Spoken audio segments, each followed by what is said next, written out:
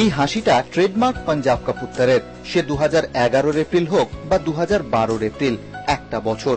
সেদিন শ্রীলঙ্কাকে উড়িয়ে বিশ্বজয় করেছিল টিম ইন্ডিয়া। টুর্নামেন্টের সেরা যুবরাজ সিং। সাংবাদিকদের স্ট্যান্ডিং ওভেশন হোক বা 120 কোটির প্রাণ উজাড় করা ভালোবাসা, যুবরাজ আর তার টিমের লড়াইকে কুর্নিশ সবার। এক বছর বাদেও সবাই কুর্নিশ করছে যুবির লড়াইকে।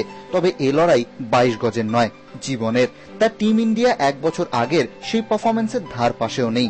লড়াই করতে ভুলে গেছে ধোনিয়ান কোম্পানি। কিন্তু যুবি লড়াই করে হারিয়ে দিলেন জীবনের প্রতিপক্ষ ক্যান্সারকে। এমন দিনে তার চোখের কোণটাও বোধহয় চিকচিক করছে। এক বছরে জীবনটা কতটা বদলে গেল বিশ্বজয়ী নায়কের।